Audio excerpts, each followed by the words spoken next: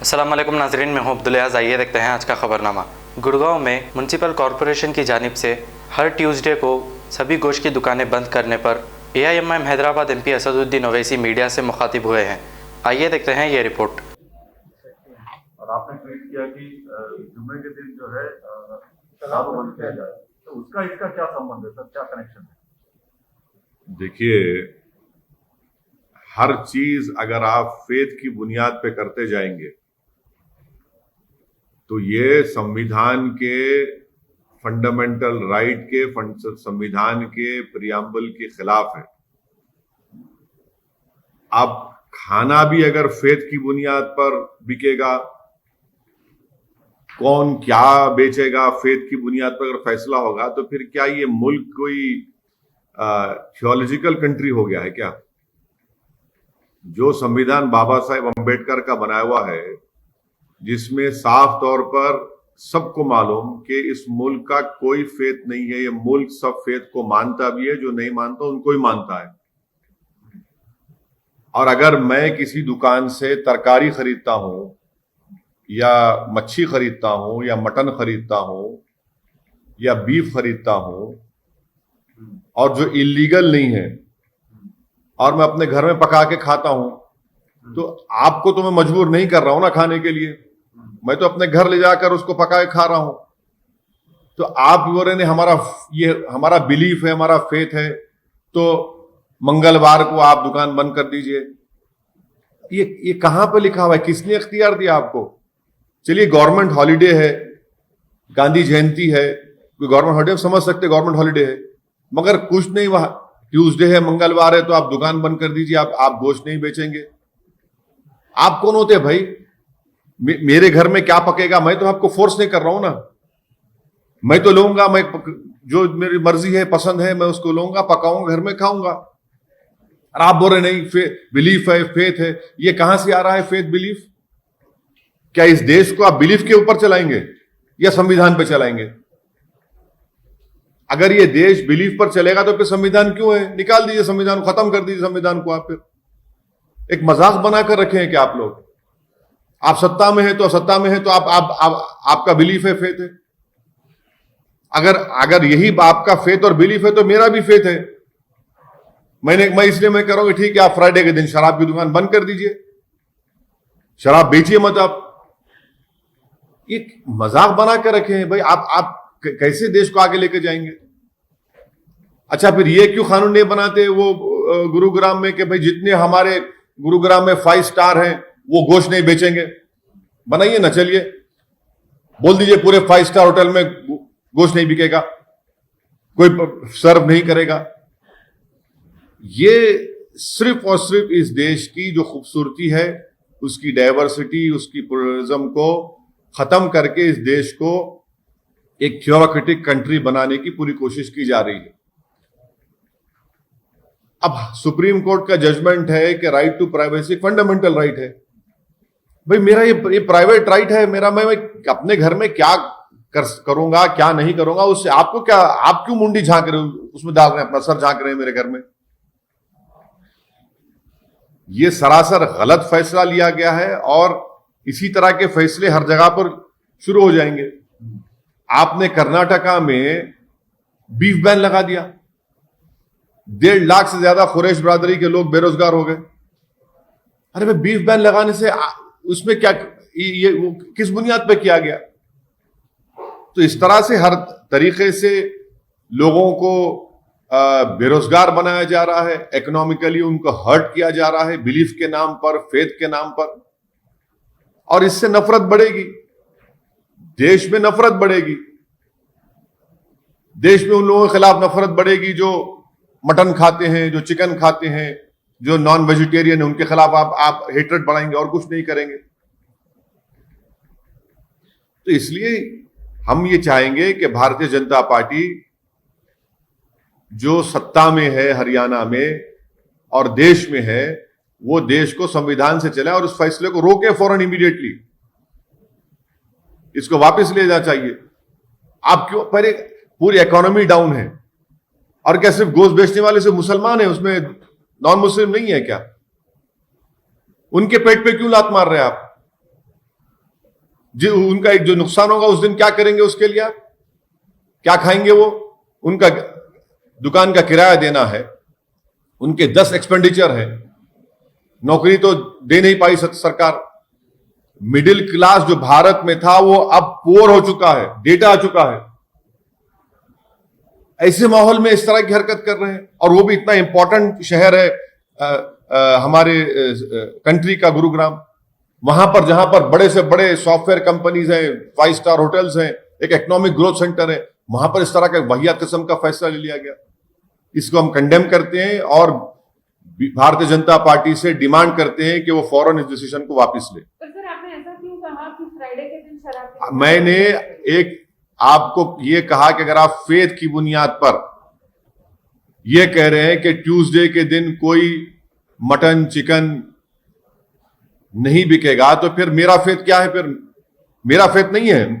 मैं क्या बराबर का शहरी नहीं हुआ एज एन इंडियन मुस्लिम? आप ये कहना चाह रहे हैं कि आपका फेथ मेरे फेथ से बढ़कर है।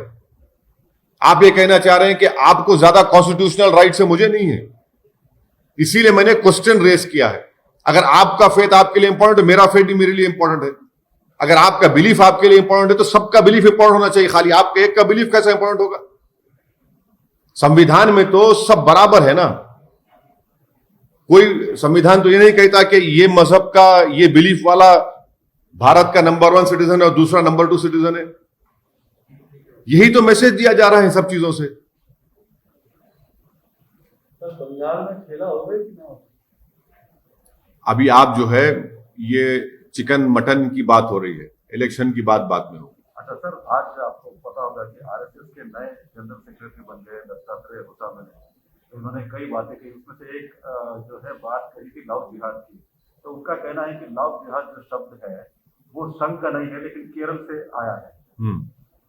तो उनसे पूछिए ना, उनके ही मानने वाले उत्तर प्रदेश में जहां जहां बीजेपी रूल स्टेट से, वहां पर इस तरह का कानून बना रहे हैं। कोई अपनी पसंद से शादी नहीं कर सकता, कोई अपनी पसंद से मजहब छोड़ नहीं सकता। तो ये अनकॉन्स्टिट्यूशनल, इनका ये तमाम जो लॉज बनाए जा रहे हैं ये तमाम अनकॉन्स्टिट्यूशनल है, राइट टू इक्वालिटी के खिलाफ है, हर चीज के खिलाफ है, कॉन्स्टिट्यूशन के फंडामेंटल राइट्स के खिलाफ। जमीरुल हसन साहब पार्टी टीएमसी बोल रहे हैं कि ममता बनर्जी को जितवाएंगे। हाँ तो उनसे पूछिए भाई, मेरे को नहीं मालूम। और उन्होंने ये गुरुग्राम में जो डिसीजन लिया गया है उस पर आप विरोध कर रहे हैं। अमूमन ये माना जाता है कि मुस्लिम कम्युनिटी के लोग इस संदेह में लगे हुए हैं, लेकिन क्या उन लोगों के साथ क्यों हैं जो हिंदू झटका मीट स्टॉप करके चलाते हैं पूरे गुरुग्राम में? क्या उन लोगों के साथ क्यों? मैं ये कह रहा हूं कि आप किसी के भी कारोबार को, बिजनेस को, उनके ऑक्यूपेशन को किसी के बिलीफ के नाम पर बंद नहीं कर सकते। आप उसका ऑक्यूपेशन में सब लोग शामिल हैं, सिर्फ एक समुदाय के, एक मजहब के लोग नहीं, उसमें सब शामिल हैं। अगर जब बंद होगा तो सबको नुकसान पहुंचेगा।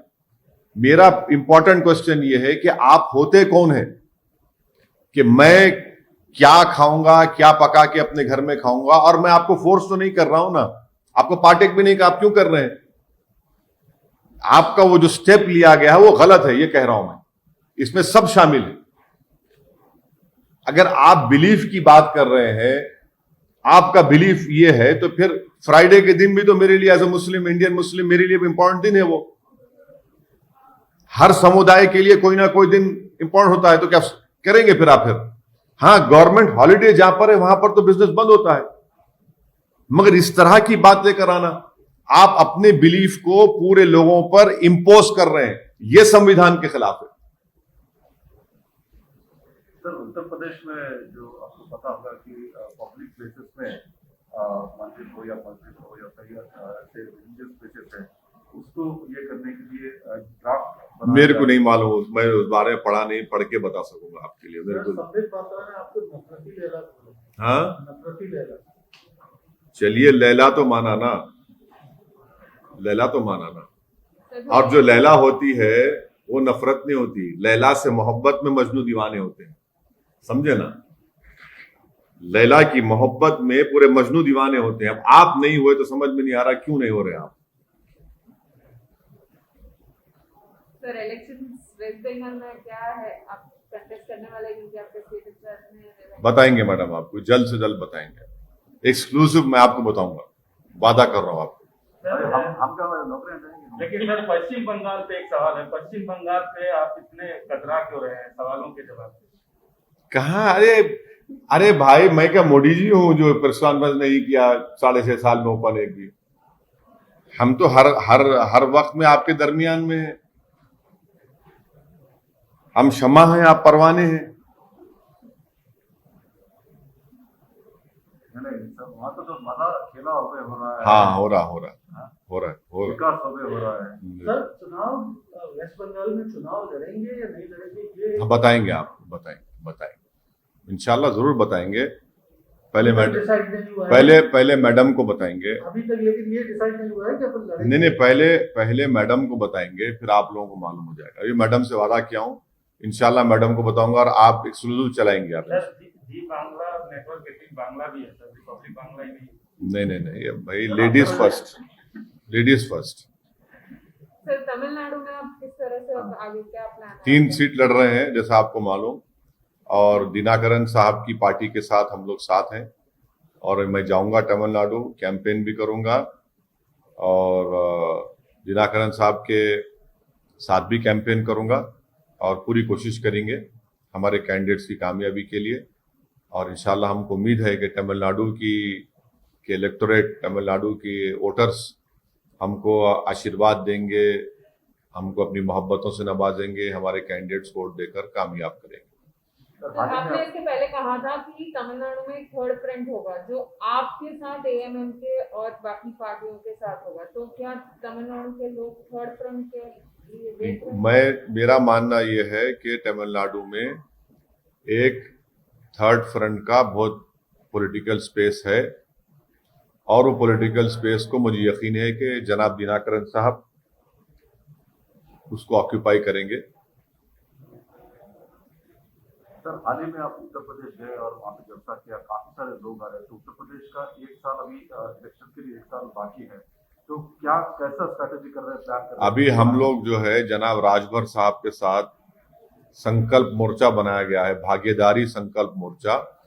उस भागीदारी संकल्प मोर्चा के एमआईएम पार्टी हिस्सा है, उसके जिम्मेदार, उसके कन्वीनर जनाब ओम प्रकाश राजभर साहब हैं, जिन्होंने अपनी मिनिस्ट्रीशिप से रिजाइन करके ये जो वंचित समाज के तमाम पार्टीज को उन्होंने जमा किया है और उनके साथ हम लोग काम कर रहे हैं। और इंशाल्लाह उन्हीं के भागीदारी संकल्प मोर्चा के साथ एमआईएम पार्टी उत्तर प्रदेश में चुनाव लड़ेगी और उसी की तैयारी में हम तमाम लोग जुटे हुए हैं। और इंशाल्लाह ताला 4 अप्रैल को मैनपुरी में, 4 अप्रैल को इंशाल्लाह हमारा मैनपुरी में एक और पब्लिक मीटिंग होगी।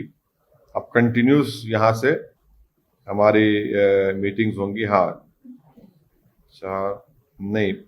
5 अप्रैल को मैनपुरी में हमारी पब्लिक मीटिंग होगी भागीदारी संकल्प मोर्चा की, उसमें भी हम जाएंगे और इलेक्शन में हिस्सा लेंगे। सर राहुल गांधी ने असम में ये कहा है कि BJP wants to run Assam from Nagpur, आप किस तरह से देखते हैं? ये दोनों पार्टीज में क्या है, हाईकमांड कल्चर है। एक नागपुर है, एक फैमिली है, तो वो अब इनके ऊपर मैं क्या बोल सकता हूं, वो मैं उनकी पार्टी के लोग ही बता सकते हैं उनके बारे में।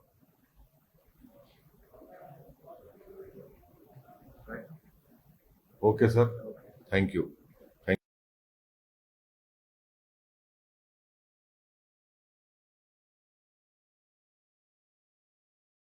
A1 टाउनशिप की एक और नई पेशकश। जहांगीर पीर दरगाह से 2 किलोमीटर पहले मल्टीनेशनल कंपनीज के करीब, जो कि बिल्कुल आबादी से लगा हुआ, बेंगलोर हाईवे से सिर्फ 5.5 किलोमीटर, बीटी रोड से लगा हुआ, तमाम डेवलपमेंट के साथ 5,50,000 में 100 गज का प्लॉट। A1 टाउनशिप में आपका ये छोटा सा इन्वेस्टमेंट आपका और आपके बच्चों का मुस्तकबिल बदल सकता है। आज ही तशरीफ लाएं और A1 टाउनशिप के इस प्रोजेक्ट से फायदा उठाएं। Office at pillar number 235 opposite fisheries department, Rajendra Nagar, Hyderabad. खबर है शहर की, खबर है गाँव की, खबर है सारी दुनिया की। 7H न्यूज पसंद आए तो लाइक कीजिए, शेयर कीजिए और सब्सक्राइब करना ना भूलें। 7H news.